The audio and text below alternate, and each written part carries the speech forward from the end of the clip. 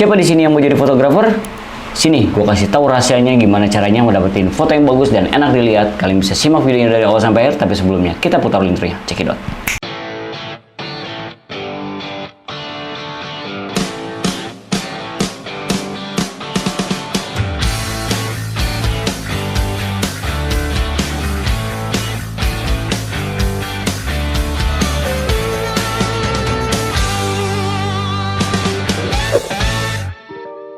Assalamualaikum warahmatullahi wabarakatuh. Baik lagi di Farwajis Channel. Oke teman-teman, di video kali ini gue mau sedikit sharing aja ke teman-teman. Mungkin di sini teman-teman ada yang baru mau mulai terjun ke dunia fotografi dan gimana sih caranya ngedapetin foto yang enak dilihat dan foto yang bagus itu. Nah, di sini gue bakal kasih tahu ke kalian semua. Tipsnya gampang banget dan simple banget. Kalian bisa simak aja videonya dari awal sampai akhir. Gue bakalan ngebahas semuanya dari awal gimana caranya. Oke, kita langsung aja. Yang pertama itu yang harus kalian perhatikan itu adalah komposisi. Komposisi itu sangat penting banget di dalam dunia fotografi dan videografi tentunya. Jadi tidak hanya sebatas kameranya yang bagus dan lensanya yang bagus, kamera yang mahal, lensanya yang mahal, tapi di sini tuh komposisi ya sangat penting banget di dunia fotografi dan videografi.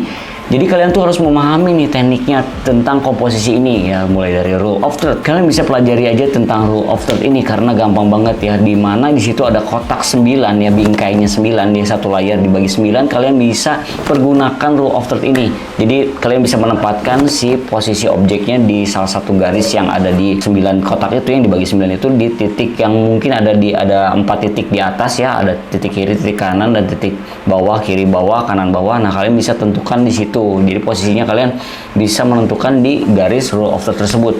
Nah, itu salah satu tips yang bisa membuat foto kalian itu bagus dan enak dilihat teman-teman. Contohnya seperti ini. Nah, ini kan gue center teman-teman ya, ini center, dan kalau misalnya di agak sebelah sini ini, nah ini rule of third. Nah, rule of third ini yang ada di garis merah ya, kalian bisa simak. Ini mata gue ada di garis sudut yang sebelah, mungkin sebelah kanan kalian ya, kalau di layar bisa juga di sebelah kanan.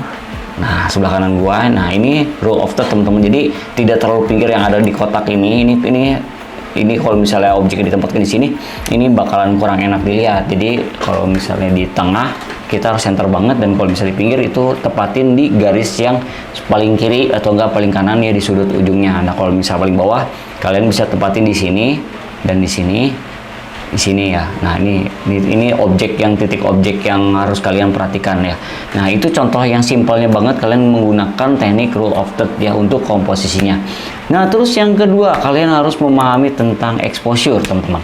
Kalau exposure ini sebenarnya ada, bisa dibagi kayak misalnya sesuai kebutuhan juga, karena ada juga yang ngambil tentang misalnya over exposure dan juga ada under exposure. Dimana kalau misalnya kita over exposure itu cahayanya tuh berlebihan, jadi sangat terang banget dan ada objek yang terlihatnya sedikit. Nah, itu juga tergantung konsepnya mau ngambil yang over exposure atau under exposure yang gelap tapi ada detailnya masih kelihatan objeknya ya. Kalian bisa menggunakan itu. Dan kalau misalnya pengen yang yang netral, yang tidak terlalu terang dan tidak terlalu gelap, itu juga sangat bagus, jadi enak dilihat. Jadi tergantung sebenarnya cahaya exposure ini tuh tergantung konsep kalian ya. Jangan sampai temanya seperti apa tapi kalian menggunakan teknik exposure yang salah juga. Misalnya kalian mengambil yang over exposure ya, misalnya di pemandangan, terus kalian pengen pakai over exposure ya, itu tergantung tema kalian dan konsep kalian seperti apa. Tapi kalau misalnya kalian pengen yang pas, kalian bisa menggunakan yang ada exposure compensation atau enggak yang ada di DSLR itu, yang ada di titiknya ya,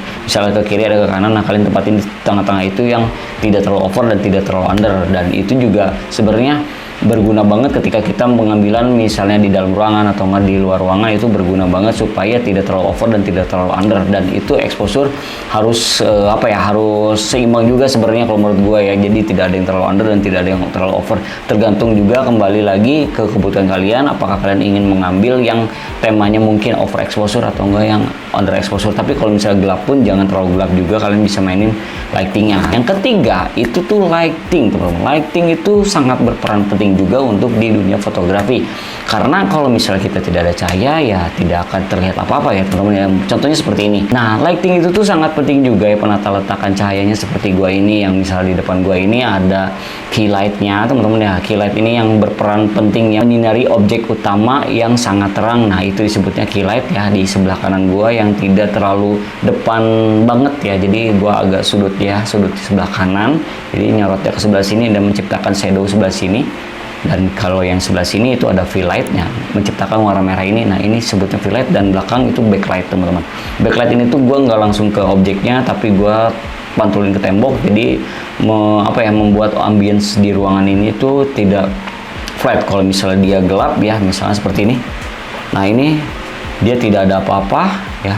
Misalnya kita matiin sebelah sini, ini hanya berbentuk seperti ini ya. Jadi ada ini, dan gue bentuk di belakangnya gue pakai. Nah, ini dan pinggir ini gue kasih fill light. Nah, jadinya seperti ini.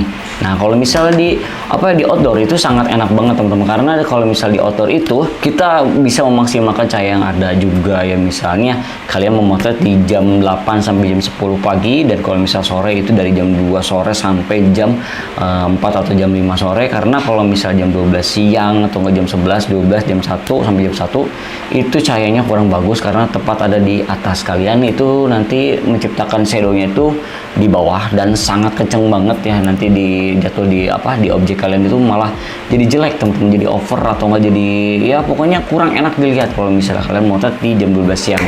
Kecuali kalian bisa menggunakan diffuser, misalnya agak meredam jadi tidak terlalu kenceng. Nah, kalian bisa, terus kalau misalnya kalian bisa menggunakan reflektor, jadi memantulkan dari cahaya atas jadi ke bawah, dari bawah reflektornya kita mantulkan ke bawah. Nah, itu bisa juga. Selain 3 poin penting tadi, kalian juga harus memahami kamera kalian, teman-teman, ya. Tidak hanya DSLR, tidak hanya mirrorless, tidak hanya kamera handphone kalian. Nah, jadi kalau misalnya kalian menggunakan DSLR, kalian harus bisa memahami juga nih ya, misal dari shutter speed-nya, dari aperture-nya, terus juga dari ISO-nya, itu juga kalian harus pahami ya. Jadi kalau misalnya 3 poin yang aperture, terus juga shutter speed, terus ISO, itu di mirrorless, di DSLR juga kalian harus memperhatikan juga. Tidak hanya semata-mata kita hanya menekan tombol shutter aja dan fotonya langsung jadi, tapi banyak banget yang harus kalian pelajari dan harus kalian pahami ketika kalian mau terjun ke dunia fotografi ya. Jadi ada hitungannya juga. Misalnya kalau misalnya kalian pengen menciptakan blurring belakang, kalian menggunakan F yang besar ya. F yang besar itu bukan yang nilainya besar, misalnya nilainya 10, 16 ya, 20, itu malah disebutnya kalau di dunia fotografi itu adalah aperture yang sangat kecil. Dan kalau misalnya yang besar itu adalah 5,6 ke bawah, misalnya 5,6, 3,5, 1,8, 1,6, 1,2 ya, teman-teman. Nah, itu yang besar-besar karena bisa menciptakan depth of field di belakang, atau nggak blurring, atau nggak bokeh. Mungkin teman-teman di zaman sekarang itu banyak yang nyebutnya itu bokeh, yang bokeh-bokeh gitu, yang blur-blur belakang. Kalian harus memahami juga karakter kamera kalian. Kalau misalnya kalian belum punya mirrorless atau nggak DSLR, kalian bisa memulainya dulu menggunakan handphone kalian, karena di zaman sekarang itu udah canggih banget, teman-teman, udah canggih banget. Kamera handphone zaman sekarang itu udah canggih banget dan hasilnya pun bagus banget. Dan kalian bisa menerapkan teknik yang tadi aja menggunakan kamera handphone kalian itu ya, 3 teknik tadi, mulai dari yang pertama itu ada komposisi, dan yang kedua itu exposure-nya seperti apa, dan yang ketiga itu memanfaatkan lighting yang ada di sekitar kalian, cahaya itu, teman-teman. Nah, 3 poin itu kalian pahami, kalian kuasai, hasilnya bakalan bagus ketika kalian menggunakan kamera apapun. Jadi tidak hanya sebatas kameranya mahal, lensanya mahal, tapi gimana caranya kalian memahami dan menguasai teknik fotografi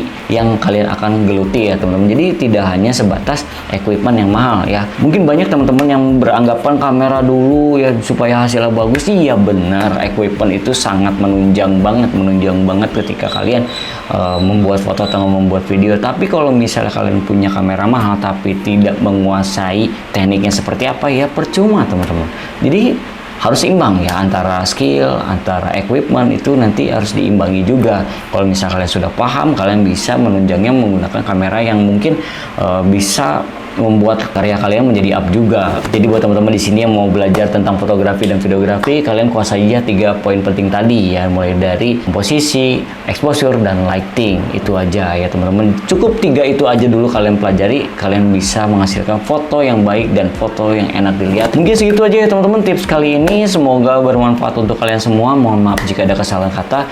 Dan yang belum subscribe, kalian bisa klik dulu tombol subscribe-nya dan klik loncengnya, berikan ketinggalan video terbaru dari gua. See you next video. Bye-bye.